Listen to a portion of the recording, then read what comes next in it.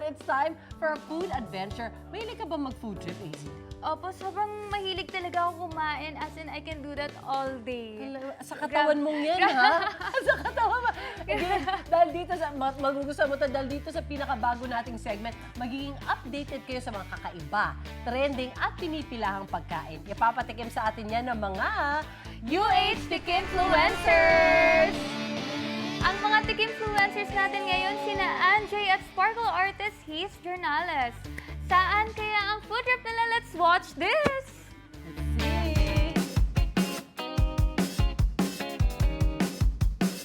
Hello mga kapuso! Nandito kami ngayon sa isa sa mga dinarayong pasyalan dito sa Maynila, ang Pasig River Esplanade. First time ko lang dito at napakaganda pala. Saka yung vibes niya, sobrang relaxing. At ito alam mo, isa sa mga napansin ko nga rin dito, yung amoy ng hangin. Ang bango, nakakagutom. Doon ako excited eh. Nakikita ko lagi ito sa FYP ko eh. Since excited ka na, alam mo, gutom na nga rin ako eh. Subukan na natin. Let the food crawl begin! Let's go! Ito na ang ating first stop. Isa sa mga pinakasikat na food stall dito sa Pasig River Esplanade. Ang Neneng B Hungarian Overload Cheesy. At ngayon, makakasama rin natin si Neneng B. Kaya tara, samahan niyo ako. Hello po! Oh pare, dito ko na pala. Hindi sa'yo, yung cheesy Hungarian overload. So guys, sinusubukan ko ngayon yung nacho overload. At kahit walang toppings, napakasarap pa rin niya. Malaman siya at very juicy. Yung sobra sa cheese na cheesy overload, panalo rin. Alam mo, nakakatuwa dahil hindi nakakaumay yung cheese nila.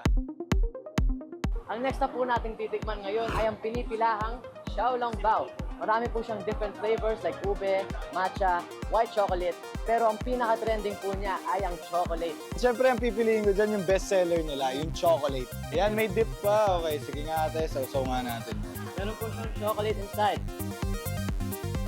Ang init, bro. Pero masarap siya, matamis. Pero lasang-lasa mo yung chocolate. Sobrang sarap dahil matamis.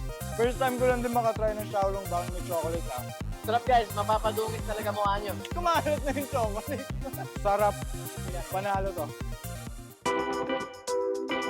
From hot dessert, pumunta naman tayo sa malamig na dessert. Ayan o.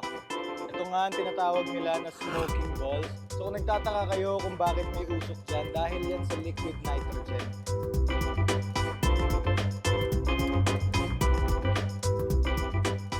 Very sweet siya, no?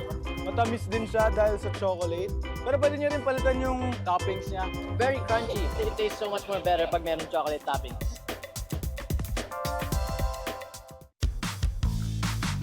Testingin naman natin tong mga international snacks. At ano to? Yes, onigiri po, sir. Saan siya originated? Japan po. Japan. O, diba? Meron pang baon to Ang dami niyang ingredients dito. I can't tell ano po yun, pero napakasarap po. Mauubos ko na pero pinalagyan ko pa ng sauce dahil nakaka-enhance lang siya ng flavor talaga. At ngayon, susubukan nga natin i-try ang mga fried na street food. Meron nga sila ditong intestine, meron silang crablets at meron ding tempura. Nakakain ka na ba dito? Hindi ba? First time to? Yeah, first time. Titikman mo lahat yan. Isaw ba yan? Isaw din siya pero instead na inihaw siya, pinrito. Natutunaw rin siya sa bibig mo eh, no? Hindi naman siya bland, pero malasa pa rin po siya. I'll try it again. So, Try mo na! Isa pa tayo. sarap niyang gawing snack, no?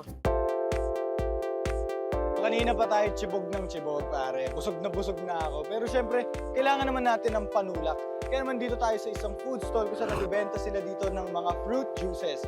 Ayan, marami nga silang mga options din. May avocado milk, may milky buko juice, may dragon fruit, milky melon, at alas lemonade. At ang mas maganda pa rito guys, mabibili mo sila ng buy one, take one for only 100 pesos.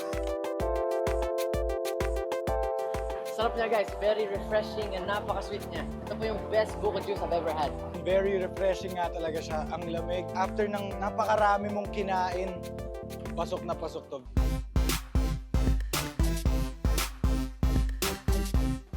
Grabe, busog na busog ako, bro. Ikaw? Busog na ako. Inabutan na nga rin kami ng ulan at ginabi na rin kami dito sa Pasig River Esplanade. As a first timer, nag-enjoy po talaga ako sa experience and ang dami ko rin nakain na first time ko lang matikman. Bukod nga sa magandang tanawin, mabubusog ka rin talaga dito sa Pasig River Esplanade.